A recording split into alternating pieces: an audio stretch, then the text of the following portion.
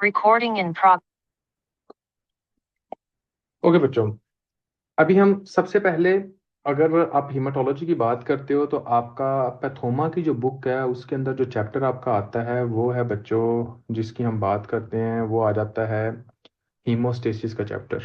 आज मैं कोशिश करूंगा कि हीमोस्टेसिस वाला जो चैप्टर होगा उसमें से जो मेजर पोर्शन है वो मैं आप लोगों को करवा दूं। सबसे पहले हीमोस्टेसिस का चैप्टर आता है जिसके अंदर प्लेटलेट्स हैं, बाद के अंदर आरबीसी एनीमिया का पोर्शन आता है, इसके बाद आपका डब्ल्यूबीसी का पोर्शन आता है। जैसे कि आपको पता है कि सबसे पहले हमारा हीमोस्टेसिस का प्रोसेस है, यानी कि आपके प्लेटलेट्स के रिलेटेड है। तो सबसे पहले तो हमें फिर प्लेटलेट्स के बारे में पता होना चाहिए ना कि प्लेटलेट्स होते क्या हैं, ये थ्रोम्बोसाइट्स क्या होते हैं। तो अब देखो बच्चों, अगर फॉर एग्जांपल आपसे कोई भी बंदा ये पूछे कि जो प्लेटलेट्स हैं वो क्या हैं, आपने इनको सिंपल अल्फाज के अंदर ये कहना होता है कि प्लेटलेट्स जो होते हैं ये मेगा कैरियोसाइट्स जो होते हैं ना उसके छोटे छोटे फ्रेगमेंट्स होते हैं। फ्रेगमेंट्स का बच्चों मतलब पता क्या होता है? यानी कि अगर फॉर एग्जांपल जस्ट इमेजिन करें कि हाँ जी जनाब यहाँ पे आपके सेल्स हैं जिसको हम कहते हैं मेगा। मेगा का मतलब क्या होता है? बड़े। और ये कहाँ पर कौन से सेल्स हैं? मेगा कैरियोसाइट्स हैं। और इस मेगा कैरियोसाइट्स से आपके छोटे छोटे जो हैं वो फ्रेगमेंट्स बनते हैं इस तरह के, जो कि वेजिकल्स शेप के अंदर होते हैं। कौन सी? वेजिकल्स के शेप के अंदर होते हैं। और ये जो वेजिकल्स की शेप के अंदर होते हैं जो कि जनाब आपके मेगा कैरियोसाइट से बनते होते हैं, इनका नाम क्या होता है? एक तरह का प्लेटलेट होता है। एक बात आपने याद रखनी है। दूसरी बात आपने ये याद रखनी है कि प्लेटलेट्स के अंदर किसी भी तरह का कोई भी न्यूक्लियस नहीं होता। न्यूक्लियस नहीं होता। ठीक हो गया बच्चों? तीसरे नंबर पे जो आपको पता होना चाहिए कि प्लेटलेट्स का जो बुनियादी तौर पर काम होता है वो क्या होता है। अब आप खुद सोचें, अगर बच्चों ये खून की कोई ना कोई नाली है ना जिसको हम ब्लड वेसल कहते हैं, ठीक है, और ये ब्लड वेसल की जो खून की नाली बनी हुई होती है वो बनी होती है एंडोथीलियल सेल्स की। ये जो सेल्स मैं बना रहा हूँ इसका नाम क्या होता है? एक तरह का एंडोथीलियल सेल्स होता है। तो आपने कहना है कि ये आपकी नाली बनी हुई होती है, एक तरह की एंडोथेलियल सेल्स की बनी हुई होती है। अब देखें कि अगर किसी भी इंसान को कोई भी इंजरी होती है, कोई भी इंजरी होती है, जस्ट इमेजिन करें कि इस हिस्से के अंदर किसी ना किसी तरह की कोई ना कोई इंजरी हुई। तो जब इंजरी होती है तो इंसान के ब्लड है वो बाहर निकलता है कि नहीं निकलता? निकलता है ना। लेकिन क्या उस इंसान के जो ब्लड है वो परमानेंट ही लॉस होता रहता है? ऐसा नहीं है। मतलब कि थोड़ी देर के बाद जो ब्लड होता है वो मुकम्मल तौर पर स्टॉप हो जाता है। तो अगर आप लोगों से कोई बंदा ये पूछे कि भाई ऐसी कौन सी चीज होती है जो कि ब्लड को स्टॉप करती है और ज्यादा ब्लीड होने नहीं देती, तो आपने ये कहना होता है कि वो आपके प्लेटलेट्स होते हैं जो कि ज्यादा ब्लीड होने नहीं देते। अब वो प्रोसेस, जिस प्रोसेस के जरिए आपके जो प्लेटलेट्स हैं आपके ब्लड को बाहर ब्लीड होने नहीं देते, उस प्रोसेस को आप एक नाम देते हो और उसको हम कहते होते हैं प्राइमरी हीमोस्टेसिस। ठीक हो गया बच्चों? अब देखो इसके अंदर क्या हुआ कि एक इंसान को ब्लीडिंग हो रही थी, प्लेटलेट्स जो हैं वो ब्लीडिंग को रोकते हैं। और वो प्रोसेस जिसके अंदर ब्लीडिंग को रोकने के लिए सिर्फ और सिर्फ प्लेटलेट्स इस्तेमाल हो उसका नाम होता है प्राइमरी हीमोस्टेसिस। क्या होता है? एक तरह का प्राइमरी हीमोस्टेसिस। दूसरी बात आप आपने याद रखनी है, ये अभी हम थोड़ी देर के अंदर डिस्कस करेंगे प्राइमरी हीमोस्टेसिस और दूसरी जो होती है, आपने कहना है कि अगर आपको पता होना चाहिए कि इस प्लेटलेट्स के अलावा कुछ और चीजें भी होती हैं जो मुकम्मल तौर पर ब्लीडिंग को रोकने के ऊपर इस्तेमाल होती होती हैं, और वो होते हैं आपके क्लॉटिंग फैक्टर्स। क्या होते हैं? एक तरह के वो आपके क्लॉटिंग फैक्टर्स होते हैं। आपने कहना वो आपके बच्चों क्लॉटिंग फैक्टर्स होते हैं। क्लॉटिंग फैक्टर्स क्या काम करते हैं? वो आपके क्लॉट को सख्त कर देते हैं ताकि इधर से ब्लड जो है वो लॉस ना हो। अब देखें, जो ये क्लॉट को सख्त कर देते हैं क्लॉटिंग फैक्टर की यहां से ब्लड लॉस ना हो, तो इस प्रोसेस को आप कहते होते हो कि ये होता है सेकेंडरी हीमोस्टेसिस। लेकिन अभी आपने टेंशन नहीं लेनी, अभी तक आपको बस इतना पता होना चाहिए बच्चों कि प्लेटलेट्स है क्या। मैंने क्या कहा था कि प्लेटलेट्स आपके मेगा कैरियोसाइट्स जो होते हैं ना उसके छोटे छोटे गुच्छे होते हैं, वेजिकल्स होते हैं, टुकड़े होते हैं। इसके बाद बच्चों जो बात आपने अपने जहन के अंदर रखनी होती है वो ये है, आपने ये कहना है कि ये आपके किससे बनते हैं। आपने कहना है कि ये आपके एक तरह के मेगा कैरियोसाइट से बनते होते हैं। इसके अलावा जो बात आपको पता होनी चाहिए वो क्या है, आपने ये कहना होता है कि ये मेगा कैरियोसाइट्स जो हैं आपका जो इसका जो मेन काम है वो क्या है कि अगर किसी भी जगह पर ब्लीडिंग हो रही है तो ब्लीडिंग वाली जगह पर उसको ब्लीडिंग को एक तरह का रोकना। क्या करना है? एक तरह का ब्लीडिंग को रोकना। तो आपने कहना है कि इसका मेन फंक्शन होता है ब्लीडिंग को रोकना। और वो प्रोसेस है जिसके जरिए वो ब्लीडिंग को रोकते हैं उस प्रोसेस को बच्चों कहते होते हैं, आपने कहना प्राइमरी हीमोस्टेसिस कहते हैं। ब्लीडिंग अगर रुक रही है प्लेटलेट्स की वजह से तो इसका नाम होगा प्राइमरी हीमोस्टेसिस। अगर इसी जगह पर आपके क्लॉटिंग फैक्टर्स आकर ब्लीडिंग को रोकने लगेंगे तो इसका नाम हो जाएगा सेकेंडरी हीमोस्टेसिस। ठीक होगा? ये दोनों बातें बातें आपको पता होना चाहिए। अब देखें दूसरी बात, हम रोजाना एक चीज पढ़ते हैं कि डेंगू की वजह से बहुत लोग मर गए। ऐसा क्या होता है कि डेंगू की वजह से लोग बहुत मरते हैं? डेंगू के अंदर क्या होता है कि प्लेटलेट्स का जो लेवल होता है वो कम हो जाता है। ऐसे ही ना बच्चों, डेंगू के जो पेशेंट होते हैं उसके अंदर क्या होता है, प्लेटलेट्स का जो लेवल होता है वो एक तरह का काउंट होती है, वो एक तरह की कम हो जाती है। अब देखें, तो अगर किसी का लेवल कम होता है तो भाई आप ट्रांसफ्यूज भी तो कर सकते हो ना। आप ये भी तो कर सकते हो कि ट्रांसफ्यूज कर दो। लेकिन प्लेटलेट्स का, डेंगू का सबसे बड़ा जो प्रॉब्लम होता है वो ये होता है कि प्लेटलेट्स का जो लाइफ स्पैन है ना वो सिर्फ और सिर्फ 8 से 10 दिन है। मतलब कि जो आप प्लेटलेट्स किसी भी इंसान के अंदर दोगे वो कितनी दिन तक सरवाइव कर सकते हैं? 8 से 10 दिन तक। तो फिर दोबारा करते रहोगे, और वो बहुत महंगी महंगी मेगा किट आती होती है, मतलब उसकी वो बहुत बड़ी महंगी होती है। तो अगर आप लोगों से कोई बंदा ये पूछे कि प्लेटलेट्स का जो लाइफ स्पैन है वो कितना है, तो आपने क्या कहना है? प्लेटलेट्स का जो लाइफ स्पैन होता है वो सिर्फ और सिर्फ 8 से 10 दिन होते हैं। कितना होता है? एक तरह का 8 से 10 दिन होते हैं। ठीक हो गया बच्चों? अब यहाँ पे ना दो तीन चीजें हैं बच्चों जो कि एज अ बेसिक के तौर पर इस्तेमाल होती हैं, जिनका आपको पता होना चाहिए। इन चीजों को आपने इस तरह समझना है कि फॉर एग्जांपल बच्चों, कि सबसे पहले मुझे ये बताना है कि ये अगर आपकी ब्लड वेसल है, ठीक है, ब्लड वेसल किसकी बनी हुई होती है? शाबाश, ये बताइएगा जी। ब्लड वेसल किसकी बनी हुई होती है? ब्लड वेसल बनी हुई होती है आपके सेल्स की, जिसको हम कहते हैं एंडोथीलियल सेल्स। ठीक हो गया? ये सेल्स जो होते हैं इसको हम कहते हैं एंडोथीलियल सेल्स बच्चों। अब इस बात को थोड़ा सा गौर कीजिएगा कि अगर आपकी ब्लड वेसल आपके एंडोथीलियल सेल्स की बनी हुई है, तो अगर किसी भी बंदे की ब्लड वेसल इंजर्ड होती है तो सबसे पहले कौन सी जगह इंजर्ड होगी? सिंपल सी बात है, एंडोथेलियल सेल्स इंजर्ड हो जाएगी। ठीक है? अब ये हिस्सा आप कहो कि एंडोथेलियल सेल्स जो है ये कट गया। बच्चों अगर एंडोथेलियल सेल्स खत्म हो गया, अगर ये कट गया, अब यहाँ पे अगर मैं ये कहूँ कि हाँ जी जनाब एंडोथेलियल सेल्स जो है वो एक तरह का, यहाँ पर मैं इस तरह करता हूँ कि ये एंडोथेलियल सेल्स एक तरह का कट गया। अब यहाँ पर अगर आप पिक्चर के अंदर देखते हो तो यहाँ पर एंडोथेलियल सेल्स नहीं है। जब बच्चों इस हिस्से के ऊपर एंडोथेलियल सेल्स नहीं होंगे तो होगा क्या, इसके नीचे आपके कोलाजन पाए जाते हैं, उसका नाम होता है सुब एंडोथीलियल कोलाजन। क्या नाम होता है उसके? एक तरह का सुब। सुब का मतलब क्या होता है? नीचे। एंडोथीलियल का मतलब क्या होता है? कि एंडोथीलियल सेल्स के नीचे।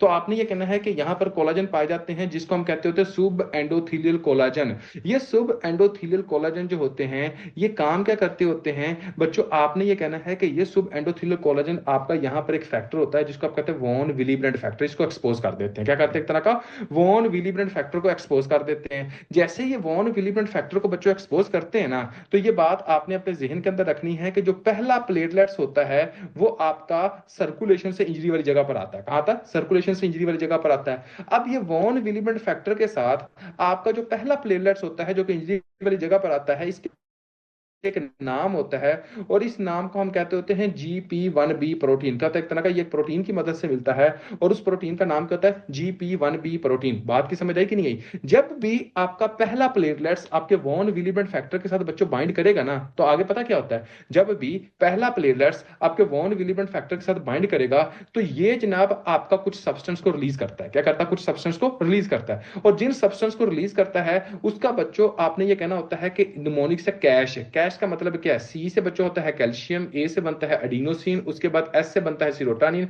एच से बनता है हिस्टामिन। बात की समझ आई बच्चों की नहीं है? कि जब भी प्लेटलेट्स आपके वॉन विलीब्रेंट फैक्टर के साथ बाइंड करेगा तो इसके नतीजे में कैल्शियम, एडिनोसिन, सीरोटोनिन, हिस्टामिन, उसके बाद आपने क्या कहना होता है? थ्रम्बोक्सिन A2, ये बच्चों रिलीज करता है। अब ये calcium, adenosine, serotonin, histamine, thromboxane A2 ये जब रिलीज होते हैं तो ये क्या करते हैं?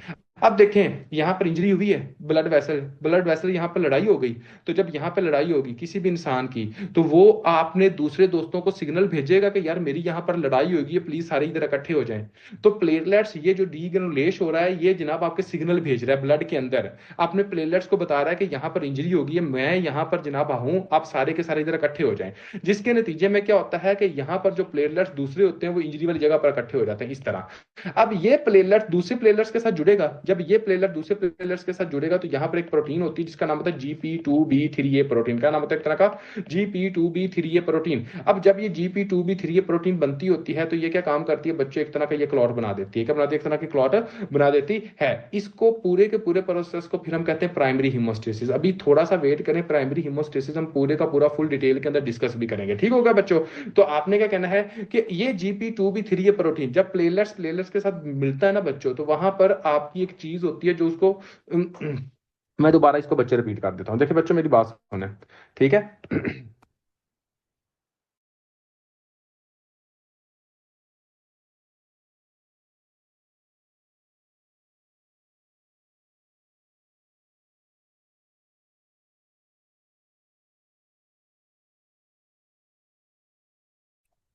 अब देखो, मैं दोबारा इस बात को थोड़ा सा एक्सप्लेन करने लगा हूं बच्चों, जैसा कि मैंने क्या कहा, अब इस बात को थोड़ा सा गौर कीजिएगा। ये आपकी ब्लड वेसल थी, ब्लड वेसल किसकी बनी हुई थी? शाबाश, ब्लड वेसल बनी हुई थी आपके एंडोथेलियल सेल्स की। आपने कहना कि एंडोथेलियल सेल्स की ये ब्लड वेसल बनी हुई थी। अब आपने सारा कुछ बताना है बच्चों, ठीक हो गया। अब ये एंडोथेलियल सेल्स की आपकी ब्लड वेसल बनी हुई है।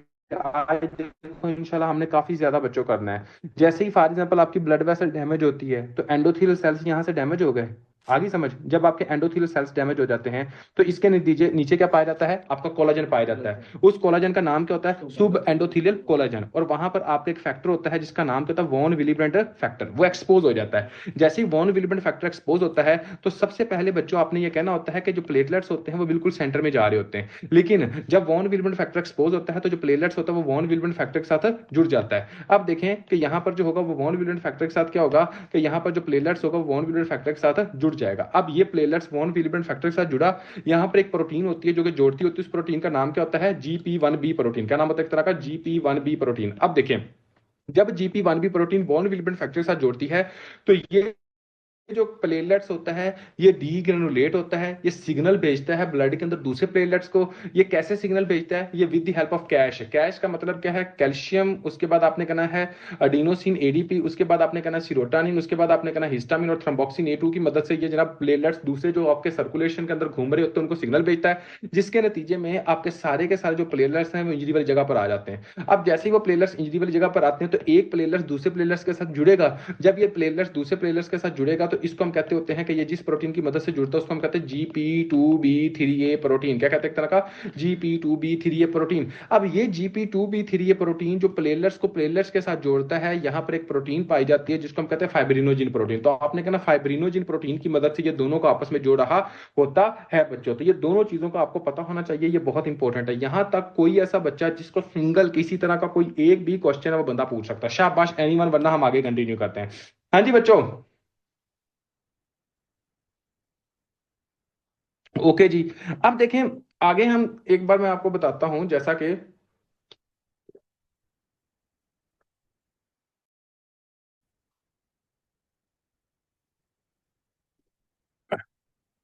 अब देखें बच्चों,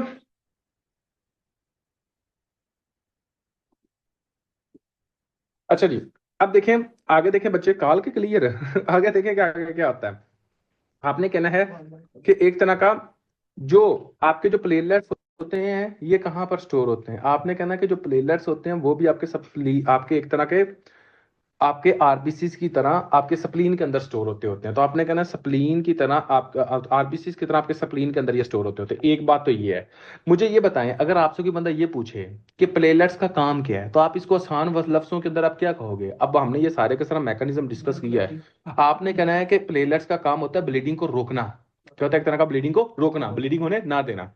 तो अगर फॉर एग्जांपल बच्चों किसी बंदे के अंदर प्लेटलेट्स की कमी हो जाएगी तो उसको हम क्या कहेंगे? थ्रोम्बोसाइटोपिनिया। जब किसी बंदे के अंदर थ्रोम्बोसाइटोपिनिया हो जाएगा तो प्लेटलेट्स नहीं होंगे तो बंदे के अंदर ब्लड लॉस होगा कि नहीं होगा? ब्लीडिंग होगा।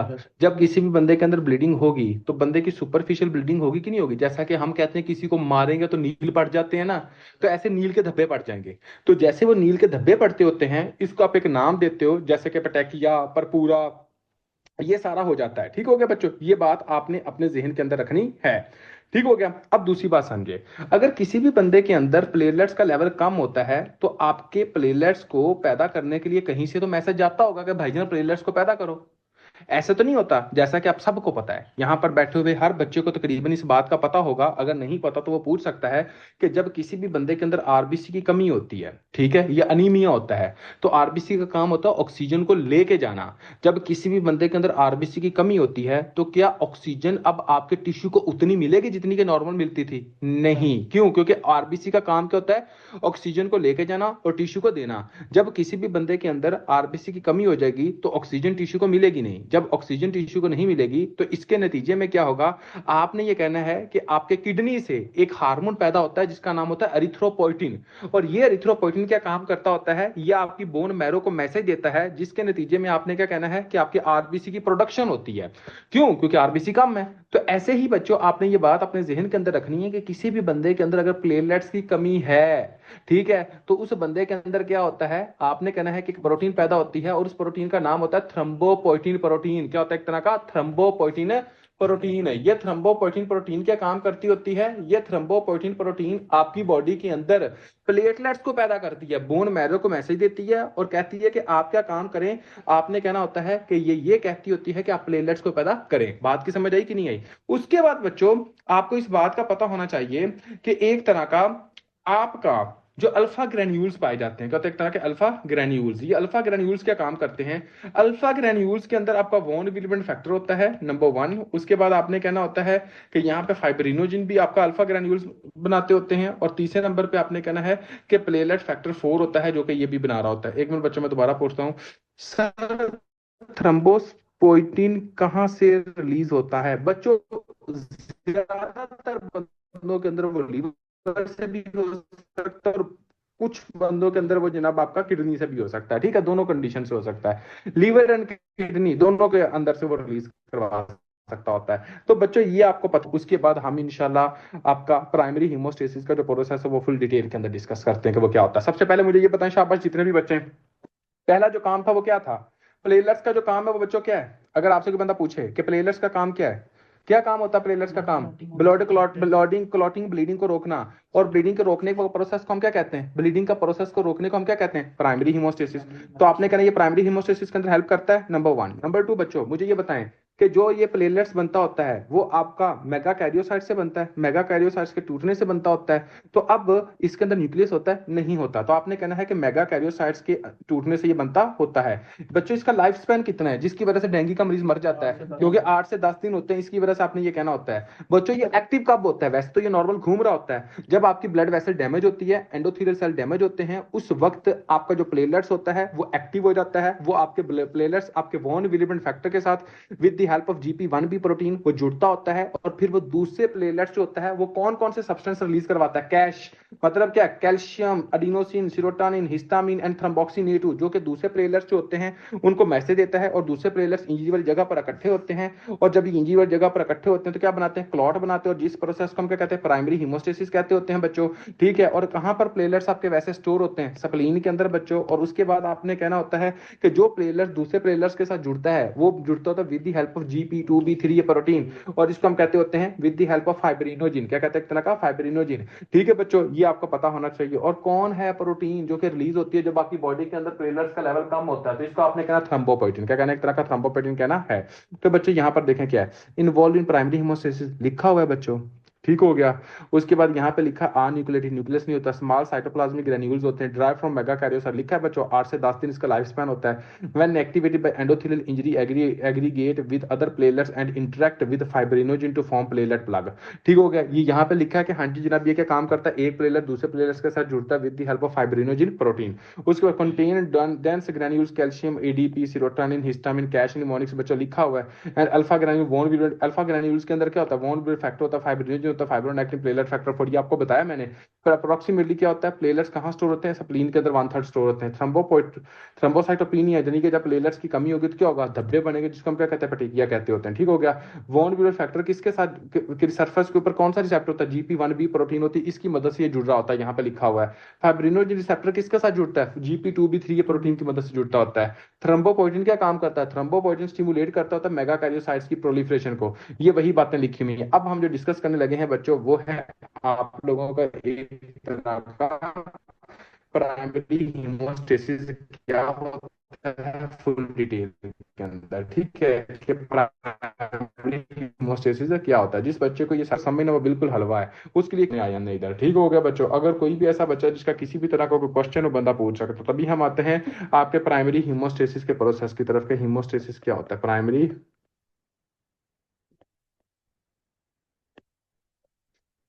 अच्छा बच्चों किसी बच्चे का कोई क्वेश्चन है तो पूछते यार। अगर कोई भी ऐसा बच्चा जिसका किसी तरह का कोई क्वेश्चन है वो बंदा पूछ सकता है, वरना हम आगे कंटिन्यू करते हैं। ओके जी। अब देखें यार ये जो जिनके नाम मुख्तलिफ है ना, MHNZ, भाई जान ये आपने नाम बदलना नहीं तो मेरे मुंह ਦੇ ਵਿੱਚੋਂ इन्ना ਦੇ अल्फाज निकलने ने ਤੇ ਤੁਸੀਂ कहना हैगा कि उस्ताद जी गुस्सा ना ਕੀਤਾ करो। ठीक है, MHNZ।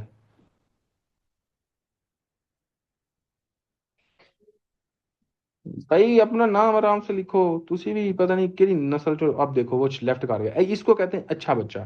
ठीक है, ब्रांड नेम है बिल्कुल।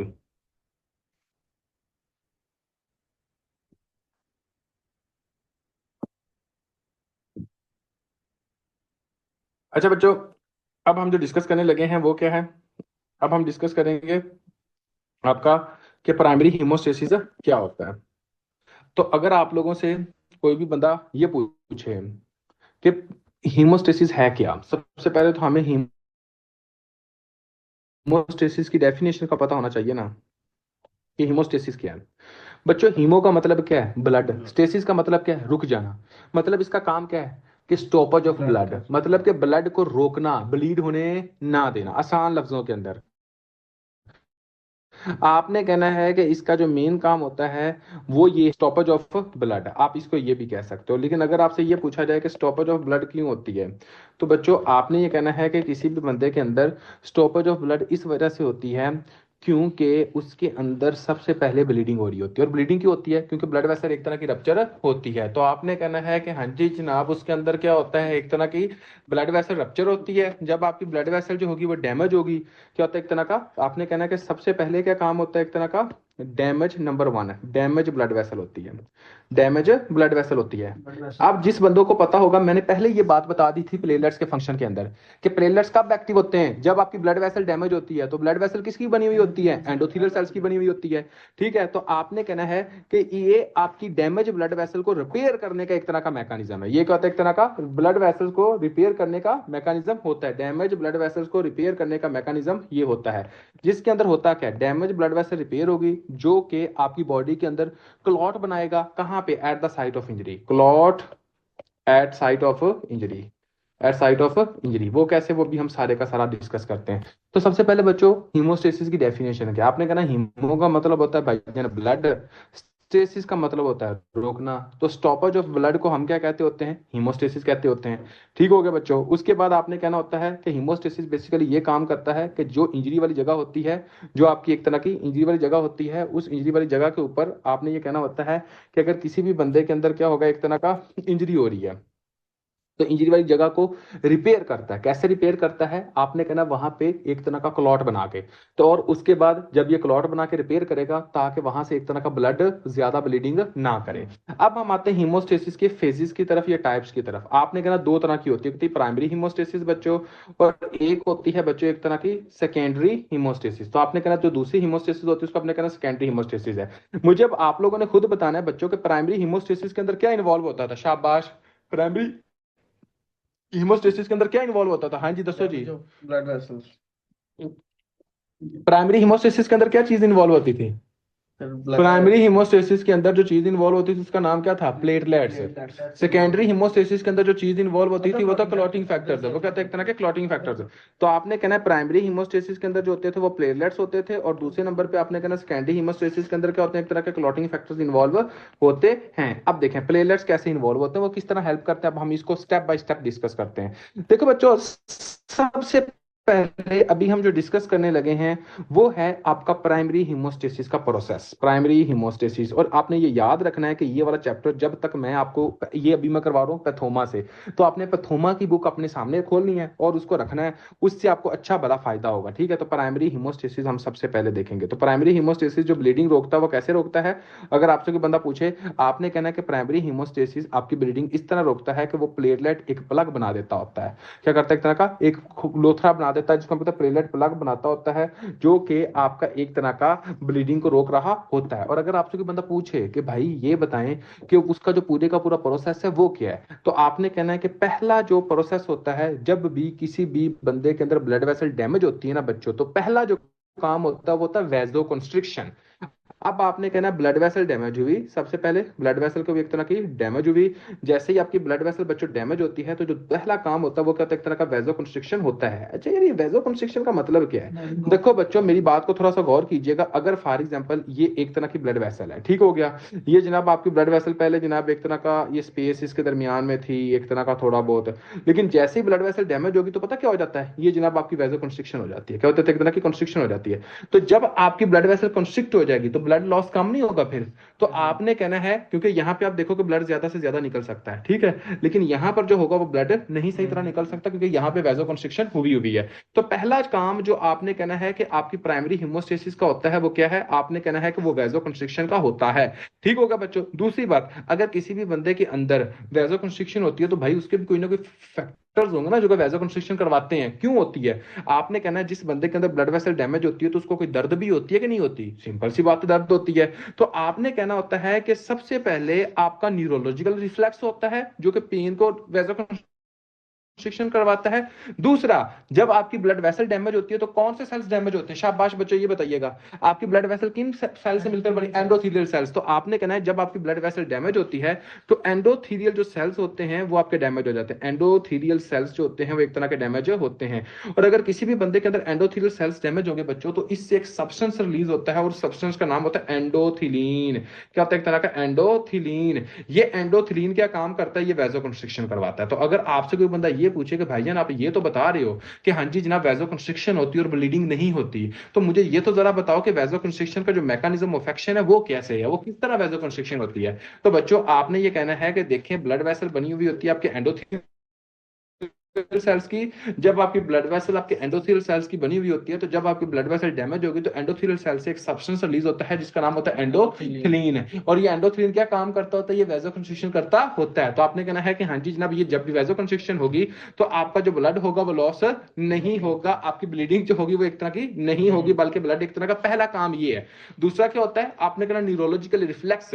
अगर किसी बंदे को दर्द होती है तो वो न्यूरोलॉजिकल रिफ्लेक्स जो होती है वो भी वैसो कंस्ट्रिक्शन करवाती होती है। तो अच्छा जी, ये तो अभी हमने पहला एक तरह का देख लिया स्टेप।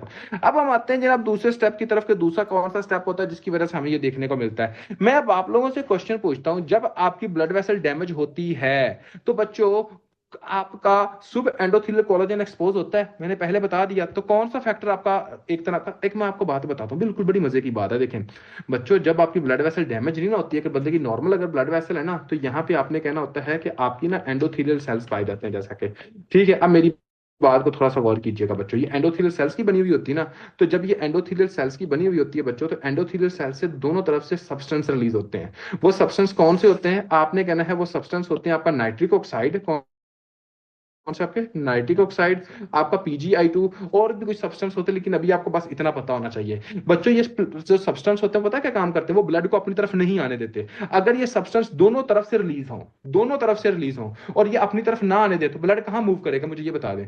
सिंपल सी बात है, सेंटर के अंदर मूव करेगा। फॉर एग्जाम्पल, अगर ये एक तरह का इधर से भी, इधर से राइट साइड से, यानी कि इधर से भी जनाब आपके ये सब्सटेंस अपनी तरफ नहीं आने दे रहे, इधर से भी ये सब्सटेंस रिलीज हो रहे हैं और ब्लड को अपनी तरफ नहीं आने दे रहे, तो ब्लड कहां रहेगा? सेंटर के अंदर रहेगा, क्योंकि फोर्स इक्वल है। फोर्स ऑपोजिट डायरेक्शन के अंदर है लेकिन है इक्वल, जिसकी वजह से जो ब्लड होगा वो कहां रहेगा? सेंटर के अंदर रहेगा। लेकिन एक लम्हे के लिए कुछ यूं समझे कि अगर किसी बंदे के अंदर ब्लड वेसल ये डैमेज हो गई है, तो इस पर्टिकुलर जगह से क्या अब आपके नाइट्रिक ऑक्साइड और PgI2 पैदा होंगे? ये बता दें। नहीं होंगे, जिसकी वजह से अब जो ब्लड का फ्लो होगा कि वो सेंटर में रहेगा? नहीं, बल्कि ऑपोजिट साइड की जो फोर्स होगी वो ज्यादा हो जाएगी, जिसकी वजह से ये जनाब आपके जो प्लेटलेट्स होंगे वो इंजरी वाली जगह पर आ जाएंगे।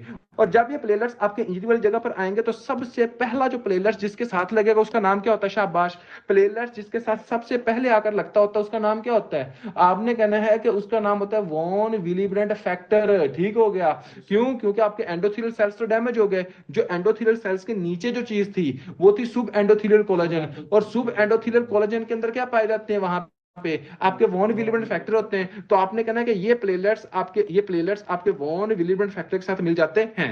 बात ये है कि ये प्लेलेट्स आपके वॉन विलिबेंट फैक्टर के साथ जुड़ते कैसे हैं? अब ये क्वेश्चन है। प्लेलेट्स आपके वॉन विलिबेंट फैक्टर के साथ एक प्रोटीन की मदद से जुड़ते हैं और उस प्रोटीन का नाम होता है GP1B प्रोटीन। क्या नाम होता है उसका? एक तरह का GP1B प्रोटीन। तो आपने कहना है कि GP1B प्रोटीन होती है जो कि प्लेलेट्स को वॉन विलिबेंट फैक्टर के साथ जोड़ रही होती है। अब यहां तक आपको पता चल गया बच्चों। दूसरी जो बात आपने अपने चीज अपने जहन के अंदर रखनी है, जो अब प्लेटलेट्स आपके वॉन विलिबेंट फैक्टर के साथ जुड़े, तो इस प्रोसेस को आपने क्या कहना है? एडहीजन। क्या कहना है? एक तरह का एडहीजन। मतलब कि आपने कहना है कि ये चीज जुड़ गई है। जब आपके प्लेटलेट्स आपके वॉन विलिबेंट फैक्टर के साथ जुड़ जाएंगे तो इस कंडीशन को आपने क्या कहना होता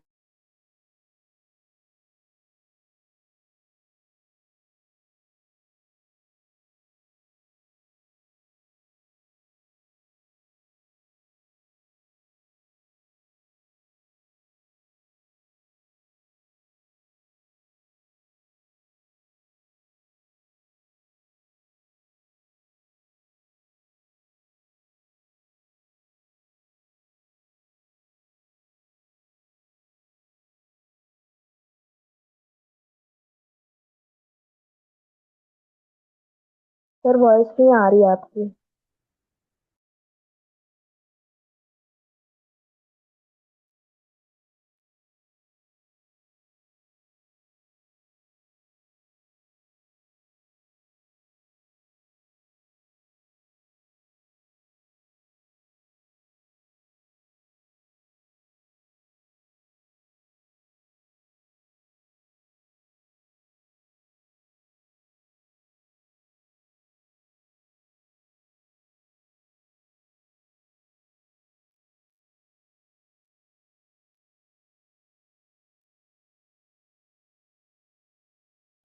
एक्सक्यूज मी वॉइस नहीं आ सर, सर आपका माइक म्यूट है।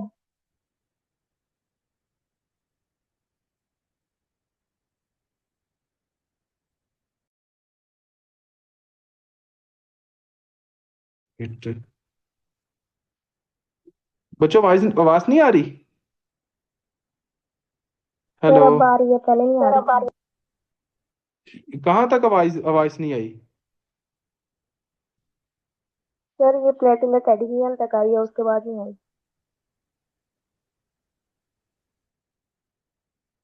क्या कहा, कब तक नहीं आई थी? ये ऊपर आ गई थी?